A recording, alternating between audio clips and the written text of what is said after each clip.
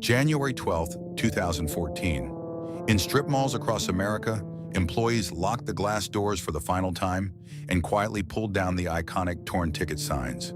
The blue and yellow glow that had illuminated Friday nights for a generation was permanently extinguished. Just a decade earlier, this exact scene would have been unimaginable. At its absolute peak in 2004, Blockbuster was an unstoppable cultural juggernaut. 9,000 stores dominated the globe. 60,000 employees manned the counters. $6 billion flowed through their registers annually. They didn't just rent VHS tapes and DVDs. They owned the American weekend. Families crowded the brightly lit aisles, hunting for new releases under the fluorescent lights. Today, those bustling aisles are gone. The familiar scent of plastic cases and carpet cleaner has been replaced by the sterile quiet of urgent care clinics, laundromats, and abandoned parking lots. An entire Friday night ritual, utterly erased. How does a monopoly that dictates the entertainment habits of an entire nation simply vanish? It wasn't just the arrival of red envelopes in the mail or the convenience of broadband streaming. It was a fatal cocktail of corporate arrogance, a business model addicted to punishing its own loyal customers, and a $50 million boardroom miscalculation that became the greatest missed opportunity in retail history. Dallas, Texas, 1985-2014.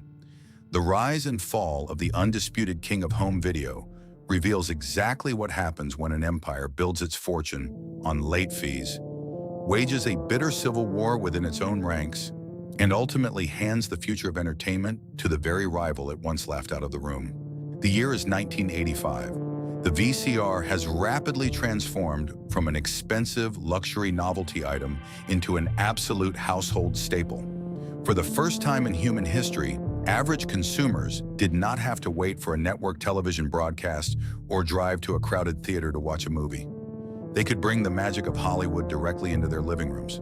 But the infrastructure to support this explosive new demand was woefully inadequate. The early video rental industry was a chaotic, fragmented Wild West, dominated almost entirely by independent mom-and-pop operators. If a family wanted to rent a movie on a Friday night in the early 80s, they likely had to navigate a cramped, dimly lit storefront. Inventory was often hidden behind a counter, forcing customers to thumb through dog-eared, laminated binders or read handwritten lists just to see what might be available. Copies of hit movies were agonizingly scarce, leading to constant frustration. Furthermore, to maintain profit margins, a significant portion of these early independent stores relied heavily on adult films, which were frequently sectioned off only by a curtain in the back room. This gave the entire rental experience a slightly seedy, uncomfortable atmosphere for suburban families. It was an industry begging for modernization, standard operating procedures, and above all, scale. Enter David Cook. Cook was not a Hollywood insider, a film buff, or a traditional retail visionary. He was a pragmatic Texan software engineer who had made his fortune building massive, complex databases for the oil and gas industry. When the Texas oil boom busted in the mid-1980s, Cook found himself looking for his next major venture. It was his wife, Sandy, an avid movie fan, who suggested looking into the booming, yet disorganized video rental market. Where others looked at the rental landscape and saw an entertainment business, David Cook looked at it and saw a logistics and data management problem. The mom-and-pop stores were failing to scale because they couldn't track their inventory efficiently. They relied on trust, paper ledgers, and guesswork. They didn't know what was making money, what was gathering dust on the shelf, or exactly who had kept a highly sought-after tape for 3 weeks. Cook realized that if he could apply his enterprise-level database expertise to the thousands of VHS tapes required to run a massive store, he could revolutionize the entire customer experience. He was not setting out to build a mere video store. He was building a highly sophisticated, data-driven distribution center disguised as a retail storefront. In October 1985, Cook opened the very first Blockbuster video store at the intersection of Skillman Street and Northwest Highway in Dallas, Texas. The contrast to the industry standard was immediate, deliberate, and completely staggering. Instead of a dark, cramped room, customers walked into a massive, brightly lit space that felt more like a modern, clean supermarket than a neighborhood video club. The shelves were completely open, allowing customers to hold the oversized plastic VHS cases in their hands. Instead of a measly few hundred tapes, this first Blockbuster boasted an unheard-of inventory of 8,000 tapes, encompassing over 6,500 distinct titles. Cook achieved this logistical miracle by utilizing a revolutionary barcode system. Every single VHS tape and every single customer's laminated membership card was scanned by custom-built computer terminals at the checkout counter. This allowed the store to track every piece of inventory in real time, preventing theft and ensuring accurate billing. Crucially, Cook also made a hardline, family-friendly decision. No adult films, ever. The bright blue and yellow color scheme, the spacious aisles, and the wholesome, brightly lit atmosphere made it a safe, welcoming destination for parents and children alike. The Dallas store was an overnight sensation. Lines wrapped around the building on weekends. Behind the counter, the computer system hummed, tracking rentals, identifying high-demand titles instantly, and churning out precise data that allowed Cook to optimize his inventory with ruthless efficiency. Blockbuster was instantly profitable. Buoyed by this success, Cook quickly opened a few more locations and built a massive $6 million distribution center designed to support a nationwide franchise rollout. He had successfully rewritten the rules of retail, proving that technology, data, and sheer scale could tame the Wild West of home video. However, while David Cook had engineered the brilliant operational blueprint, the sheer volume of capital required to scale this vision nationally was beginning to stretch his resources. The tech company disguised as a video store had laid the perfect foundation, but to build a global empire, it would require a businessman with an insatiable appetite for aggressive, uncompromising expansion. By 1987, David Cook had definitively proven his concept. He had successfully built a highly efficient, data-driven video rental machine, but realizing the true potential of this machine, transforming it from a successful regional operation into an undisputed national monopoly, required a level of capital and aggressive corporate maneuvering that Cook simply did not possess. The tech pioneer had laid the foundation, but the empire required a conqueror. Enter H. Wayne Huizenga. Huizenga was already a titan of American business, a man who had previously built waste management into a Fortune 500 behemoth by relentlessly acquiring hundreds of independent garbage collection companies. Huizenga did not possess a shred of romanticism about the film industry. He was not a cinephile. Where consumers saw the magic of Hollywood, Huizenga saw a highly scalable business model generating massive, predictable cash flow. He recognized that Cook's barcode system and family-friendly atmosphere were the perfect vehicles for a nationwide rollout. In 1987, Huizenga and a group of investors bought a controlling interest in Blockbuster for $18 million. Almost immediately, the clash of visions between the pragmatic founder and the aggressive corporate raider became untenable. Cook favored a cautious, steady franchise model. Huizenga wanted explosive, overwhelming, corporate-owned dominance. Within months, Cook departed the company he had created, leaving Huizenga with absolute control to execute one of the most aggressive retail expansions in American history. Under Huizenga's command, Blockbuster did not just grow, it blitzkrieged the American suburbs. The strategy was brutally effective: build massive new stores on high-traffic corner lots and simultaneously buy out any existing regional chains that stood in their way. They acquired major competitors like Errol's Video and Major Video, slapping the iconic torn ticket logo over the old signs almost overnight. At the height of this expansion, Blockbuster was opening a new retail location every 17 hours. The brilliance of Huizenga's rollout lay in its uncompromising standardization. Whether a customer walked into a Blockbuster in Miami, Florida, or Seattle, Washington, the experience was identically engineered. The bright fluorescent lighting, the blue and yellow carpeting, the waist-high checkout counters, and the meticulously organized walls of new releases were entirely uniform. This predictability became a powerful psychological tool. In an era before the internet, moving to a new town could be disorienting, but the glowing blue and yellow sign of a Blockbuster promised a familiar, safe, and guaranteed form of weekend entertainment. Blockbuster fundamentally altered the rhythm of American domestic life, pioneering the concept of the Blockbuster night. A trip to the video store was no longer a simple errand. It was elevated to an event, a Friday evening ritual for millions of families. Children would sprint toward the kids section, recognizable by its distinct layout, while parents debated over the new releases wall, a towering display of hundreds of copies of the latest Hollywood hits. The company cleverly placed massive displays of microwave popcorn, oversized boxes of theater candy, and Coca-Cola directly in the checkout lanes, successfully capturing highly profitable concession sales and cementing the idea that Blockbuster provided the entire movie theater experience in a single bag.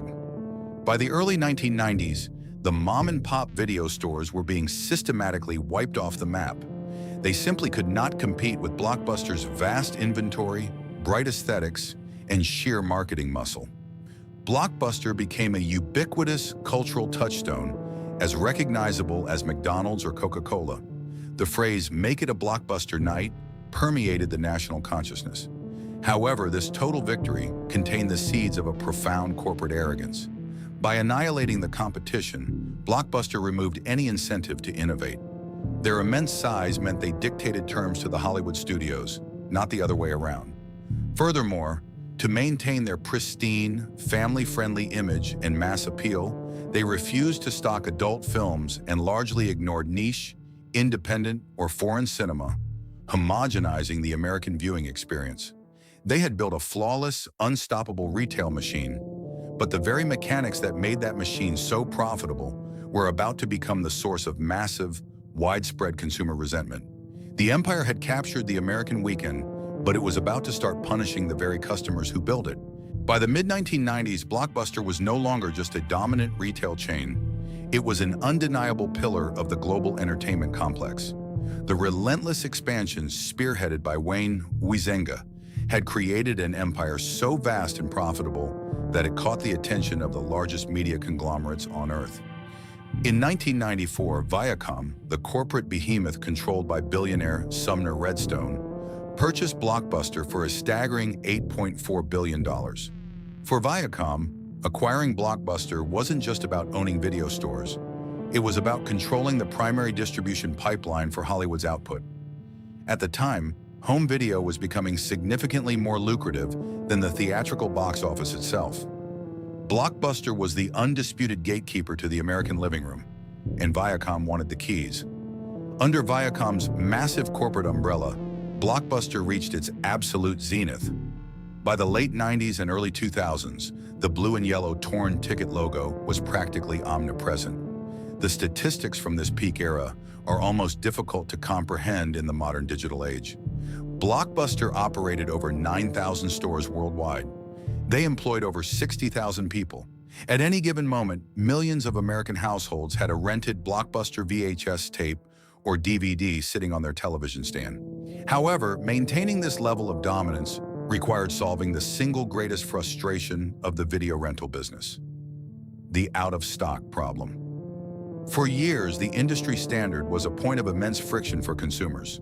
When a highly anticipated blockbuster movie was released on video, a store might purchase 10 or 20 copies. Because studios priced these tapes for the rental market at exorbitantly high rates, often $65 to $80 per cassette, stores simply could not afford to buy enough copies to meet the massive weekend demand. Customers would rush to Blockbuster on a Friday evening, only to find empty plastic display boxes where the new releases should be. To solve this, Blockbuster leveraged its immense market power to fundamentally rewrite the economics of Hollywood distribution. In the late 1990s, the company pioneered a revolutionary revenue-sharing model with the major film studios. Instead of paying $65 up front for a single VHS tape, Blockbuster negotiated unprecedented agreements to purchase tapes for a mere fraction of the cost, often between $2 and $4 per unit. In exchange, Blockbuster agreed to hand over approximately 40% of the rental revenue generated by that specific tape back to the studio. This pivot was a masterstroke of retail logistics. Because the upfront cost of inventory plummeted, Blockbuster could suddenly afford to stock dozens, sometimes over 100 copies of a single hit movie. They launched aggressive marketing campaigns guaranteeing that new releases would be in stock or the next rental would be free. Customers walking into a store were greeted by an entire wall dedicated to the week's biggest movie, a visual spectacle of guaranteed entertainment. This revenue-sharing agreement solidified Blockbuster's monopoly, absolutely crushing any remaining independent rental stores that simply did not have the volume or the leverage to negotiate similar deals with Hollywood executives. The cash flow was biblical. Annual revenues soared toward the $6 billion mark. Wall Street analysts viewed the company as an indestructible cash machine. But hidden within those multi-billion-dollar balance sheets was a deeply flawed, incredibly dangerous revenue stream. It was a mechanism that generated enormous short-term profits, but at a devastating long-term cost to the brand's reputation. The empire had found a way to guarantee inventory, but it had also become secretly addicted to penalizing the very families walking through its doors. While the revenue-sharing model with Hollywood studios ensured that Blockbuster's shelves were always overflowing with the latest hits, it simultaneously created a dangerous structural dependency. To keep the massive corporate machine running, to pay for the thousands of leases, the 60,000 employees, and the billions in debt interest owed to Viacom, Blockbuster needed a constant, massive stream of liquid cash. They found that stream not in the rental price of the movies themselves, but in the punishment of their customers. By the late 1990s, late fees had evolved from a minor administrative deterrent into a primary pillar of Blockbuster's financial health. The policy was simple but ruthless.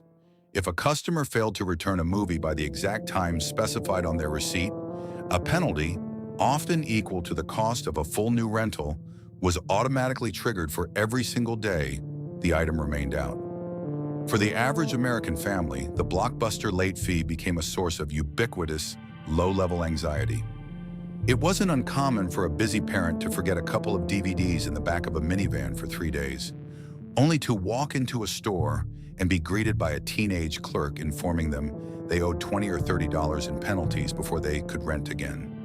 Because the systems were digitized and linked to the customer's membership card, there was no room for negotiation. The computer was judge, jury, and executioner. Internally, Blockbuster's leadership became addicted to this revenue from resentment. In peak years, late fees accounted for as much as 16% of the company's total global revenue, generating roughly $800 million in pure, high-margin profit annually. On paper, it was a brilliant business move, getting paid twice for the same piece of inventory. But in the hearts of the consumers, it was a slow-acting poison. Blockbuster was no longer seen as the friendly neighbor providing entertainment. It was increasingly viewed as a predatory gatekeeper, waiting for its customers to slip up. This addiction to late fee revenue created a profound innovator's dilemma. Because the company relied so heavily on these penalties to meet its quarterly earnings targets, any attempt to make the rental process more convenient or flexible for the customer was viewed as a direct threat to the bottom line. Blockbuster wasn't just ignoring the future, it was financially incentivized to keep the most frustrating aspects of the past alive. The tension reached a boiling point in the late 90s, but the leadership remained insulated by their massive market share. They believed they were too big to be challenged. They assumed that because they owned the corner lot in every major suburb, the customer had no choice but to accept the penalties. They failed to realize that they weren't just collecting dollars. They were building a massive reservoir of ill will. Across the country, millions of customers were beginning to fantasize about a world where they wouldn't be punished for being a day late. One of those customers happened to be a Silicon Valley entrepreneur named Reed Hastings. Legend has it that Hastings was charged a $40 late fee for a copy of Apollo 13, and the sheer frustration of that experience inspired him to co-found a small, experimental startup called Netflix. Whether the Apollo 13 story is literal truth or corporate myth, the reality remains. Blockbuster's greatest profit center was also its greatest strategic vulnerability. The empire was thriving, but it had built its castle on the backs of angry subjects. And just as the late fee cash cow reached its maximum yield, the technology that would make the physical storefront and its dreaded penalties completely obsolete was beginning to emerge from the shadows. The year was 2000. As the new millennium dawned, the Blockbuster empire appeared completely unassailable. Under the leadership of CEO John Antioco, the company had successfully transitioned from the bulky VHS tape to the newer, sleeker DVD format, further cementing its iron grip on the home entertainment market. Wall Street absolutely adored Antioco. He was a seasoned retail veteran who knew exactly how to optimize physical store layouts, squeeze profit margins, and keep the billions of dollars flowing through the registers. Inside the gleaming, glass and steel Blockbuster corporate headquarters at the Renaissance Tower in downtown Dallas, Texas, the atmosphere was one of supreme, untouchable confidence. They were not merely participating in the industry, they dictated its reality. But 2,000 miles away in the sleepy Silicon Valley suburb of Los Gatos, California, a radically different vision of the future was violently struggling to survive. A small, scrappy startup called Netflix was attempting to build a business model based entirely on the United States Postal Service and the relatively lightweight DVD format. Founded by Mark Randolph and Reed Hastings, Netflix allowed customers to order movies online and receive them directly in their mailboxes, completely bypassing the physical storefront. Furthermore, they were heavily experimenting with a flat-rate subscription model that eliminated the very thing Blockbuster relied on most heavily: late fees. Conceptually, it was brilliant. Financially, it was an absolute bloodbath. By the spring of 2000, the infamous dot-com bubble had begun to burst. Investment capital, which had previously flowed like water into any company with a .com attached to its name, suddenly dried up overnight. Netflix was burning through cash at an alarming, thoroughly unsustainable rate.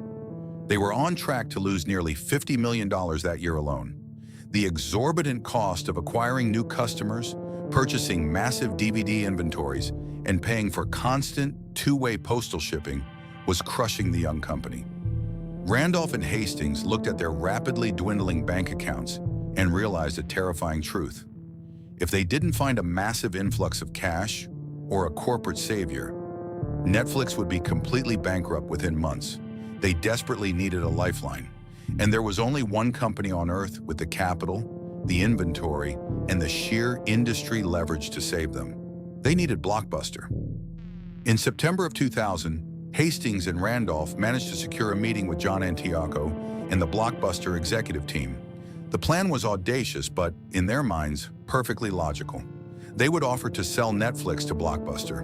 In exchange, Netflix would effectively become the digital arm of the empire, handling all online operations and mail delivery, while Blockbuster would continue to completely dominate the physical retail space.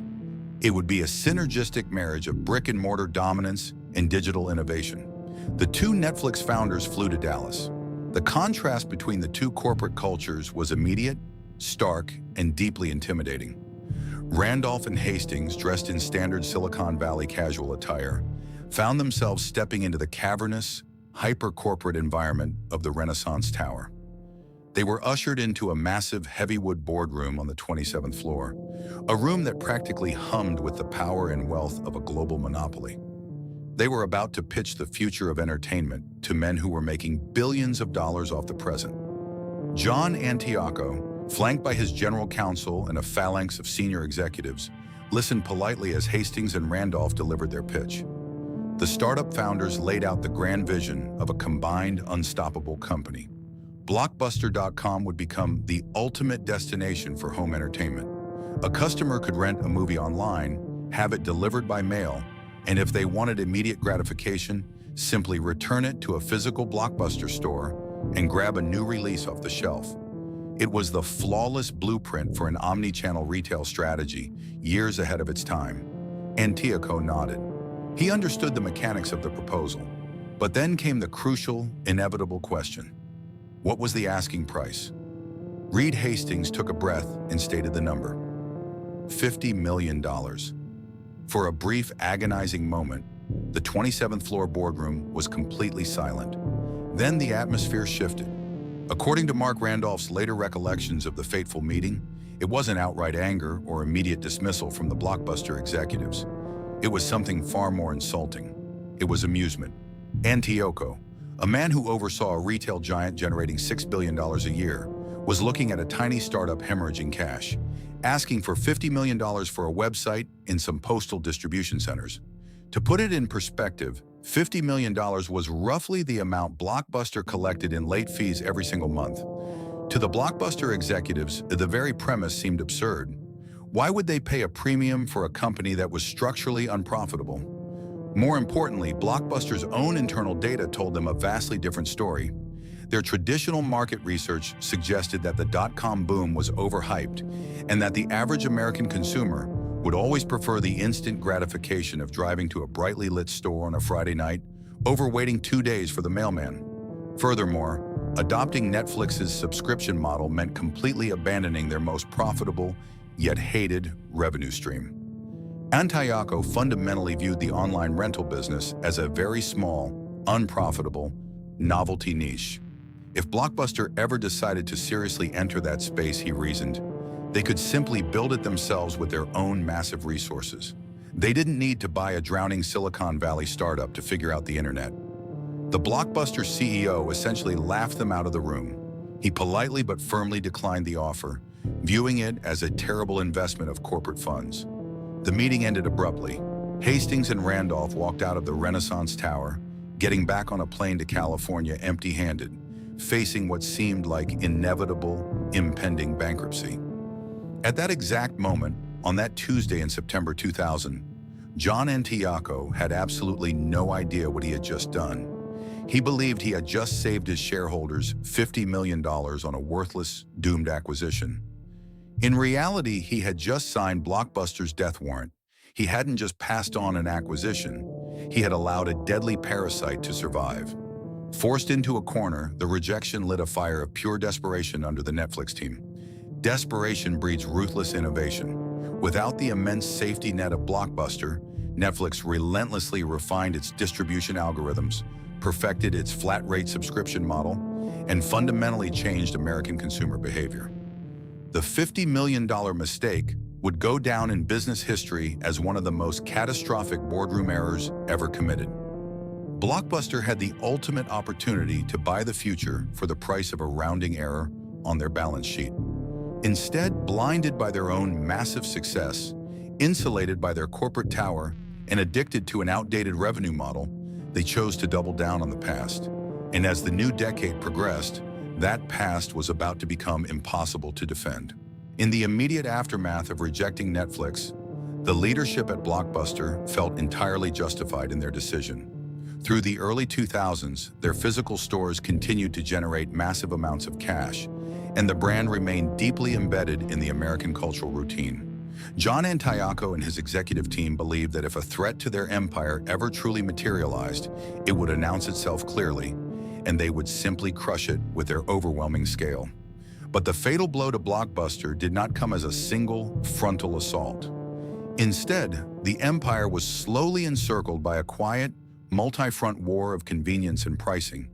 While Netflix was methodically siphoning off the most avid movie watchers, the cinephiles who didn't mind waiting a few days for the mail, a completely different kind of predator was stalking Blockbuster's casual, impulse-driven customers. In 2002, a venture backed by the fast food giant McDonald's began testing a radically stripped-down concept, a fully automated vending machine that dispensed DVD rentals. They painted the machines a vibrant, unmistakable red and called the company Redbox. Redbox fundamentally attacked Blockbuster's core geographic advantage. Blockbuster had spent billions securing prime real estate on busy suburban intersections. Redbox bypassed real estate entirely. They placed their automated kiosks directly inside the vestibules of grocery stores, pharmacies, and convenience stores, places where consumers were already going every single week. More devastatingly, Redbox charged exactly $1 per night. To a family walking out of a supermarket on a Friday evening, the math was violently simple. Why drive an extra 2 miles, walk into a massive Blockbuster, navigate crowded aisles, pay $4 or $5 for a new release, and risk a brutal late fee when they could simply tap a touchscreen on their way out of the grocery store and grab a new movie for a single dollar bill? Redbox possessed practically zero overhead. They had no vast retail spaces to heat or cool, and no armies of teenage clerks to pay. They could afford to survive on razor-thin margins, slowly bleeding Blockbuster's foot traffic dry. Simultaneously, an entirely invisible enemy was breaching the walls of the American living room. The major telecommunications and cable providers, giants like Comcast and Time Warner, were rolling out digital cable boxes equipped with a revolutionary feature: video on demand. For the first time, a consumer could rent a movie without ever leaving their couch.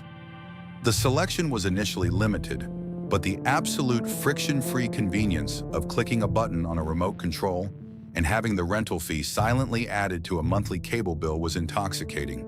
Suddenly, Blockbuster was surrounded. Netflix was stealing their most profitable, high-volume renters with a massive catalog and no due dates.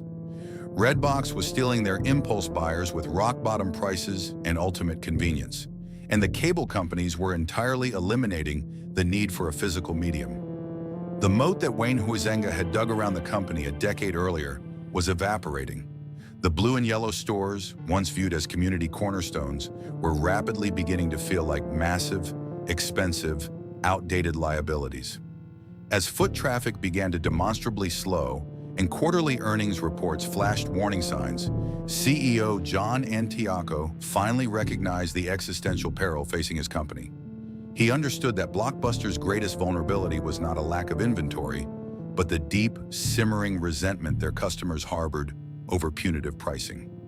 In late 2004, Antioco made a desperate, highly publicized gamble to win back the loyalty of the American consumer and neutralize the threat of Netflix. Blockbuster launched a massive, multi-million-dollar national marketing campaign, making a stunning announcement: the end of late fees. On television screens across the country, advertisements proudly declared that Blockbuster was turning over a new leaf. If a customer kept a movie a day or two past its due date, they would no longer be penalized. It was an olive branch to a frustrated public. Internally, however, the decision was a financial earthquake. By eliminating late fees, Antioco was voluntarily slicing nearly $500 million of pure profit directly off the company's balance sheet, right at the exact moment when they needed capital the most to build their own digital infrastructure.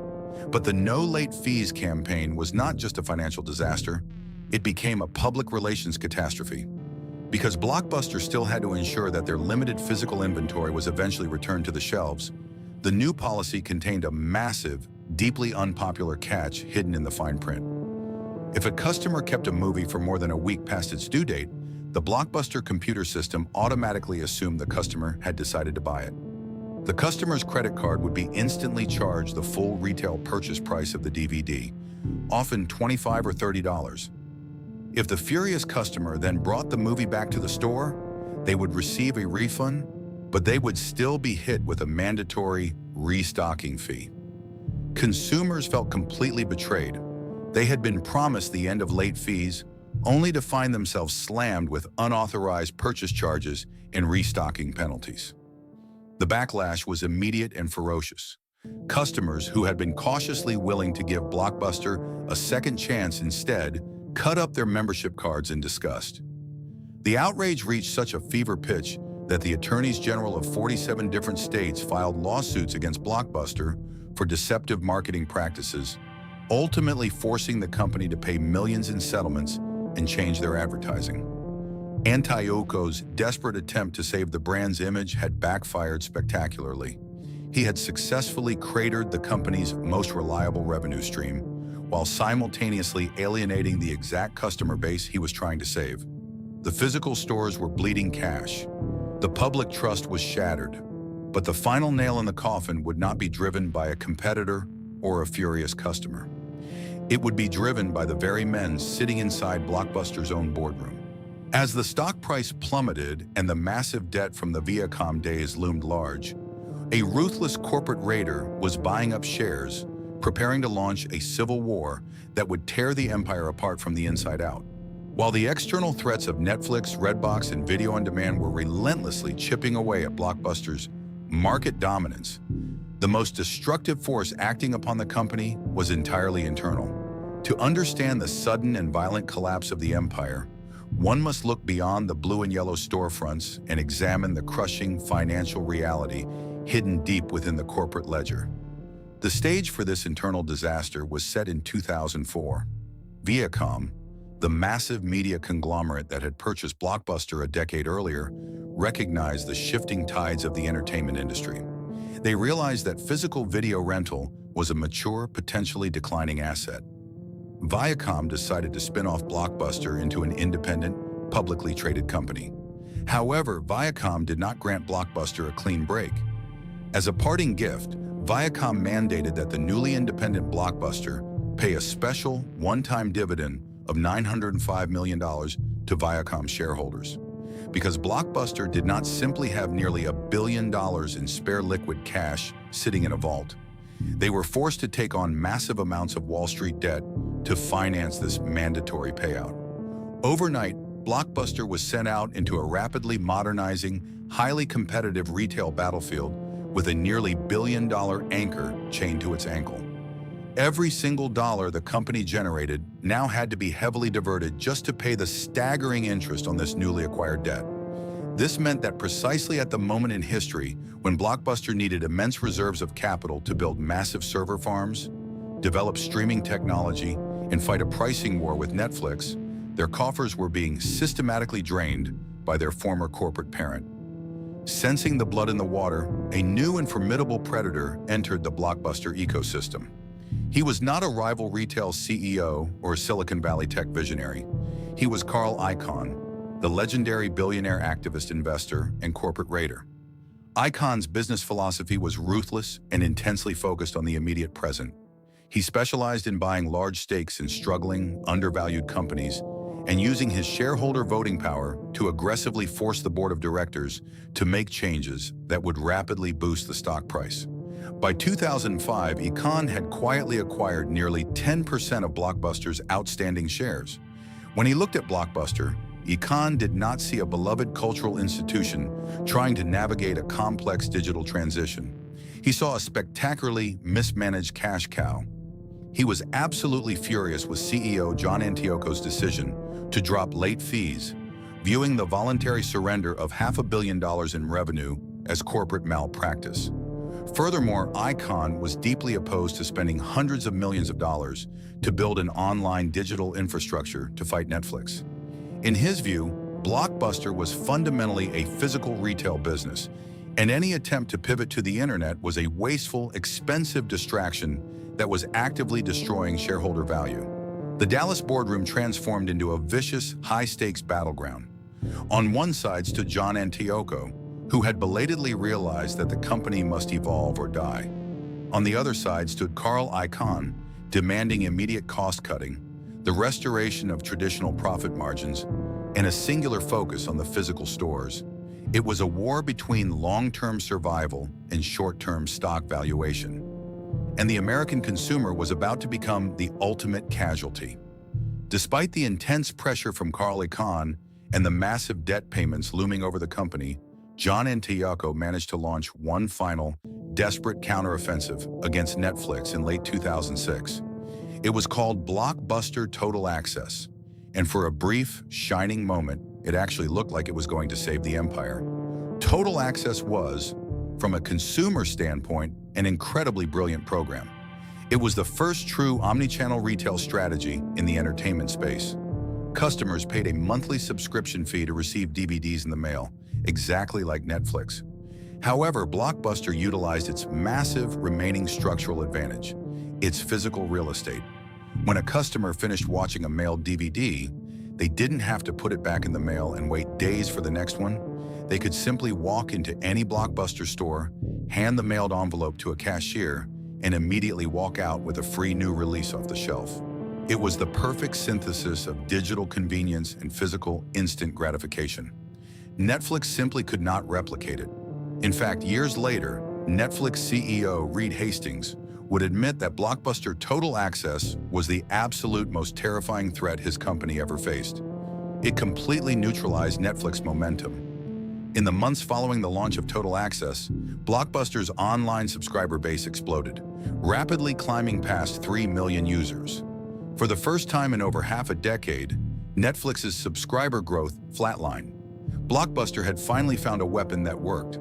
But this victory came at an excruciating financial cost. To rapidly acquire market share, Antioco had priced total access aggressively low. Every time a customer brought a mailed DVD into a store and walked out with a new release, Blockbuster effectively lost roughly $2 in potential rental revenue and fulfillment costs. The program was designed as a loss leader, a strategic bleed of capital intended to crush Netflix once and for all, with the assumption that once the war was won, Blockbuster could slowly raise prices and achieve profitability. Carl Icahn did not care about winning a war in 2010.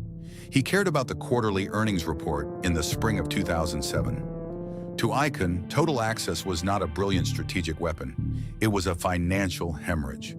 He watched the company burn through hundreds of millions of dollars to subsidize an online program, while the physical stores continued to struggle under the weight of the Viacom debt. The tension reached its absolute breaking point over a dispute regarding Antioco's executive compensation bonus. Icahn launched a vicious proxy fight, successfully rallying frustrated shareholders against the CEO.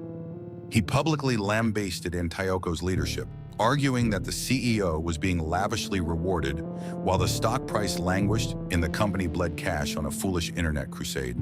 The pressure became insurmountable. The board of directors fractured. In early 2007, recognizing that he had lost control of his own boardroom and the support of his largest shareholder, John Antioco negotiated a severance package and resigned.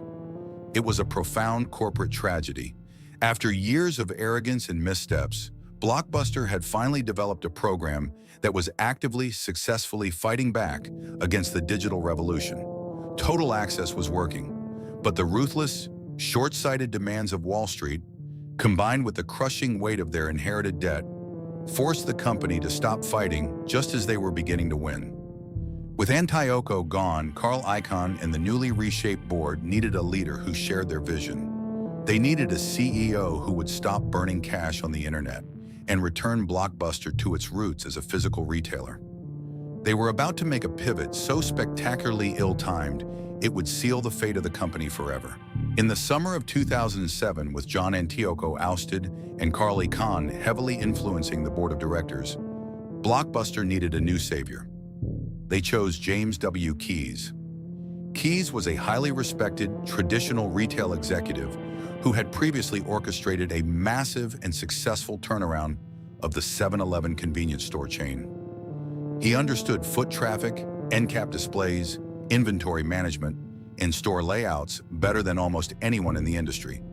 But he was fundamentally a brick-and-mortar tactician stepping into the middle of a vicious digital revolution.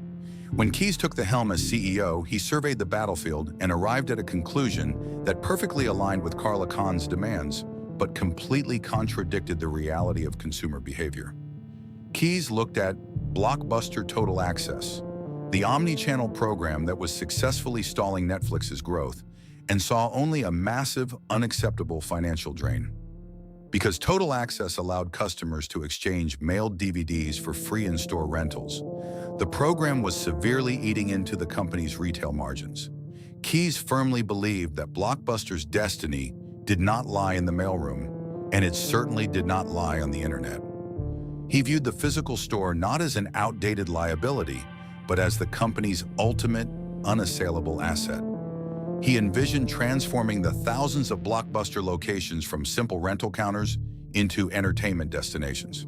He wanted to sell more snacks, introduce consumer electronics, and make the physical act of browsing aisles a premium experience. To execute this vision, the new CEO immediately took an axe to the digital budget. He drastically slashed the aggressive marketing campaigns for Total Access and significantly raised the prices for the online subscription. He intentionally dismantled the very weapon that had brought Netflix to a standstill. The results were mathematically predictable and strategically catastrophic. By raising prices and cutting promotion, Blockbuster abandoned its digital momentum entirely. In the quarters that followed, Total Access rapidly hemorrhaged hundreds of thousands of subscribers. Freed from the intense pressure of a heavily subsidized competitor, Netflix CEO Reed Hastings breathed a massive sigh of relief and aggressively reclaimed the digital market.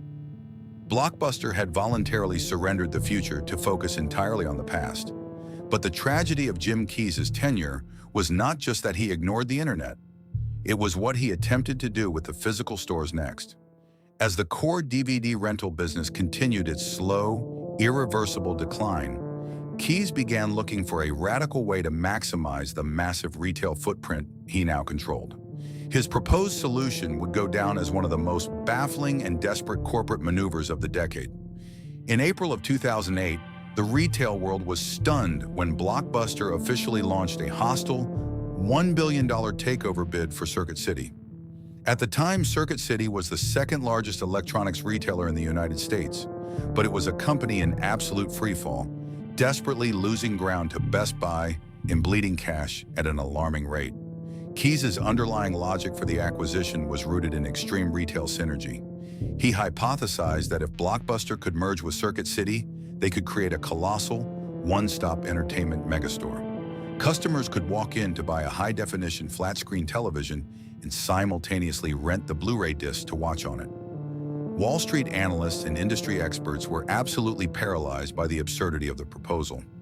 It was widely described not as a strategic merger, but as two drowning men grabbing onto each other in the middle of a hurricane. Blockbuster, a company suffocating under nearly $1 billion of Viacom-era debt, was attempting to borrow even more money to buy another failing retailer that was also loaded with toxic debt. For 3 agonizing months, Blockbuster pursued the doomed acquisition, expending massive amounts of executive energy, legal fees, and public relations capital. Finally, in July of 2008, after looking closer at Circuit City's catastrophic internal financials, Blockbuster abruptly withdrew the bid. Circuit City would go completely bankrupt just a few months later. Blockbuster had narrowly avoided dragging a billion-dollar corpse onto its own sinking ship, but the distraction proved fatal. While the executive team had been hyper-focused on the Circuit City delusion, they had completely lost whatever remaining grip they had on the actual entertainment market. Netflix had quietly launched its first true streaming video service. Redbox kiosks were multiplying like a virus in every grocery store in America. And then, the ultimate macroeconomic hammer fell. In September 2008, the global financial system collapsed. The Great Recession swept across the United States, instantly freezing credit markets and devastating consumer spending. Families who were losing their homes and their jobs completely eliminated casual, impulse entertainment trips from their budgets. Foot traffic in suburban strip malls evaporated. For Blockbuster, the timing was an absolute death sentence. They were trapped in thousands of expensive, long-term commercial real estate leases. Their core product was rapidly becoming obsolete. They had intentionally alienated their digital subscriber base, and the massive mountain of debt they had carried for years suddenly became impossible to refinance in a frozen credit market. The fatal pivot back to physical retail had driven the empire directly into a brick wall at the exact moment the global economy imploded. There were no more strategies left to pivot toward, no more rivals to buy, and no more billion-dollar dividends to squeeze from the American public. The lights in the Renaissance Tower were still on, but the corporate machine was already dead. The only thing left to do was watch the blue and yellow empire slowly tear itself down, store by store. By 2010, the blue and yellow giant was effectively on life support. The catastrophic combination of the 2008 financial crisis, the massive, unyielding burden of debt inherited from the Viacom era, and the unstoppable momentum of digital streaming had finally pushed Blockbuster past the point of no return. On Wall Street, the company that had once commanded a multi-billion-dollar valuation and dictated terms to Hollywood studios was unceremoniously delisted from the New York Stock Exchange. Its shares, once a cornerstone of retail investment portfolios, plummeted to mere pennies, trading over the counter as a worthless zombie stock. Inside the physical stores, the atmosphere had shifted dramatically. The vibrant, bustling weekend destinations of the late 90s had slowly transformed into something resembling a prolonged, depressing waiting room. To desperately conserve cash, corporate leadership had severely restricted the purchasing of new movie titles. The new releases wall, once the absolute crown jewel of the Blockbuster experience, featuring dozens of guaranteed copies of the latest box office hit, grew sparse and entirely unpredictable. Customers who still possessed the loyalty, or the lack of high-speed broadband internet, to walk through the doors were increasingly met with older catalog titles and an unmistakable, lingering air of corporate decay. The high-energy, fluorescent-lit Friday nights, the chaotic joy of children running toward the video game section, felt like a distant, fading memory. The iconic blue and yellow carpets looked noticeably worn. The massive store spaces felt hollow and excessively quiet. The inevitable finally occurred on September 23, 2010. Under the crushing weight of nearly $1 billion in outstanding debt, Blockbuster officially filed for Chapter 11 bankruptcy protection in New York. Initially, the remaining executive leadership attempted to spin the filing not as a death sentence, but as a strategic, necessary reorganization. The stated corporate plan was relentlessly optimistic. They would use the bankruptcy courts to legally shed their most unprofitable, long-term commercial store leases, restructure the suffocating debt agreements with their creditors, and emerge as a leaner, highly competitive digital and physical hybrid company. But the fundamental flaw in this logic was glaringly obvious to everyone outside the boardroom. A leaner physical video store was still, fundamentally, a physical video store. They were trying to optimize a horse-drawn carriage in the middle of the automotive revolution. Consumers were rapidly purchasing Roku boxes, connecting their video game consoles to the internet, and learning to stream high-definition movies directly to their flat-screen televisions. The friction of driving to a store had been entirely eliminated by their competitors. As the bankruptcy proceedings dragged on through the winter of 2010 and into 2011, it became painfully apparent that Blockbuster could not restructure its way out of total obsolescence. They were bleeding tens of millions of dollars a month just to keep the lights on in their remaining fleet of locations. The major Hollywood studios, sensing the absolute end, began demanding strict upfront cash payments for DVDs, further strangling the company's already fragile supply chain. The creditors, realizing that the underlying business model was entirely dead and that the company was worth more dead than alive, demanded a full liquidation of the assets. The once mighty empire, which had vanquished thousands of independent, mom-and-pop video stores and dominated the globe, was officially put up for auction to the highest bidder. In April 2011, a bizarre glimmer of false hope appeared on the horizon. The satellite television provider Dish Network won the bankruptcy auction, purchasing the entirety of Blockbuster for a mere $320 million. To put that number into perspective, it was a staggering 96% drop from the $8.4 billion Viacom had paid for the company just 17 years earlier. Dish Network's CEO, Charlie Ergen, initially presented a vision of retail salvation. He claimed he wanted to keep a large portion of the stores open, utilizing the vast retail footprint to cross-sell Dish satellite subscriptions, mobile phones, and internet packages alongside traditional DVD rentals. He also wanted to leverage the immense, lingering brand recognition of Blockbuster to launch a proprietary streaming service to directly rival Netflix. But this grand cross-promotional retail experiment was agonizingly short-lived. The physical rental market was not just shrinking, it was in absolute freefall. Customers did not want to buy a 2-year satellite television contract while returning a late DVD. Over the next 2 years, Dish Network executives looked at the rapidly deteriorating balance sheets and quietly, systematically began to dismantle the physical empire. They closed hundreds of locations in massive rolling waves, turning the former retail behemoth into a rapidly vanishing ghost ship. Then came the final, definitive blow.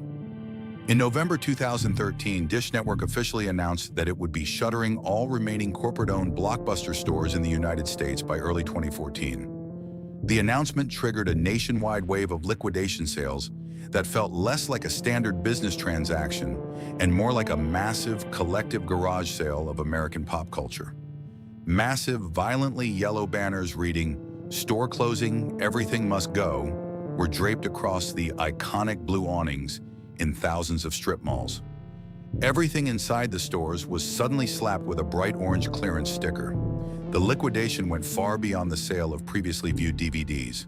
The corporate infrastructure itself was being sold for scrap.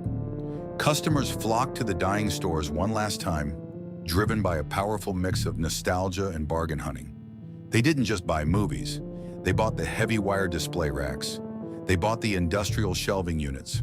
They purchased the faded gumball machines that had sat by the front doors for decades. Some even bought the framed movie posters, the torn ticket window decals, and the blue and yellow polo shirts straight off the backs of their remaining employees. In a moment of profound cinematic irony, the very last movie ever rented from a corporate-owned Blockbuster was at a store in Hawaii in November 2013. The title of the film was This Is the End. The final days in January 2014 were deeply melancholic, marking the quiet, unceremonious death of a cultural institution. For the tens of thousands of store managers, shift supervisors, and teenage clerks who had manned the checkout counters, it was the bitter end of an era. They spent their final shifts entirely dismantling the spaces they had spent years meticulously organizing. There were no grand farewells from corporate, only the hum of the fluorescent lights and the stark reality of sudden unemployment. As the final day of operation concluded, a solemn, synchronized ritual took place across the country. Employees swept the now bare industrial carpets one last time. They unplugged the glowing neon signage that had served as a beacon for weekend entertainment. They walked out, turned the keys in the glass doors, and walked away from the empty, cavernous retail spaces. The empire had officially fallen. Over the next few years, those thousands of highly recognizable, standalone suburban buildings would be slowly hollowed out and repurposed, quietly transforming into urgent care clinics, auto parts stores, laundromats, and veterinary offices, erasing the physical footprint of the Blockbuster generation from the American landscape. By the time Dish Network officially pulled the plug on the corporate infrastructure in early 2014, the Blockbuster brand was widely considered a corporate corpse. The massive empire had been meticulously dismantled, the prime real estate repurposed, and the iconic torn ticket logo relegated to the dustbin of retail history. Or so it seemed. Hidden away in the high desert of Central Oregon, a bizarre and beautiful anomaly stubbornly refused to die. During the aggressive expansion era of the late 80s and early 90s, the company had allowed a small percentage of stores to be operated by independent franchisees. One of those franchise locations sat in a modest, unassuming strip mall in Bend, Oregon. Because it was locally owned by Ken and Debbie Tischer and managed by a fiercely dedicated woman named Sandy Harding, it was not legally subject to the mandatory corporate liquidation. They owned their own inventory. They paid their own rent. As long as they continued to pay a licensing fee to Dish Network to use the trademark, and as long as they could figure out how to independently source new DVDs without the backing of a corporate supply chain, they were allowed to keep the lights on. Through the mid-2010s, as the rest of the world fully transitioned to broadband streaming and cloud-based entertainment, the Bend store quietly continued its daily operations, serving a loyal local community that still appreciated the physical format. But as the number of surviving franchise locations globally dwindled from a few dozen to a handful to just one, something entirely extraordinary happened. In March 2019, an outlet in Perth, Australia, finally closed its doors, officially making the Bend, Oregon location the very last operating Blockbuster video on planet Earth. Almost overnight, this ordinary suburban video store transformed into an international tourist destination. It became a mecca for millennial and Generation X nostalgia. Families began traveling from across the United States and even across oceans, not necessarily to rent a movie, but to step inside a living, breathing time capsule. They came to take photographs beneath the glowing yellow awning, to hear the distinct, forgotten clack of a plastic DVD case being snapped shut at the register, and to inhale the highly specific, deeply familiar scent of industrial carpet cleaner and plastic media. The store adapted to its new reality, surviving not just on rentals, but by selling massive amounts of custom merchandise, t-shirts, trucker hats, and bumper stickers, proudly declaring its status as the lone survivor. The enduring existence of the Bend store highlights a profound, almost comical cultural irony. In the late 90s, Blockbuster was widely despised by the American public. It was the ruthless corporate Goliath that had mercilessly destroyed beloved independent mom-and-pop video stores, homogenized the movie industry, and relentlessly punished working families with exorbitant, predatory late fees. Yet 2 decades later, the public had completely forgiven them. In a modern era dominated by the cold, algorithmic perfection of streaming platforms and the paralyzing fatigue of choice, that comes with endless, infinite digital scrolling, people suddenly miss the friction of the physical world. The last Blockbuster stands today as a living monument to a vanished cultural ritual. It reminds us of a time when watching a movie required deliberate intention. You had to leave your house, coordinate with your family, roam the brightly lit aisles, physically negotiate over a single title, and commit to an object for the evening. The Ben location survives not because it offers the most efficient way to consume media, but because it is the only place left on Earth that sells the authentic, tactile memory of the American Friday night.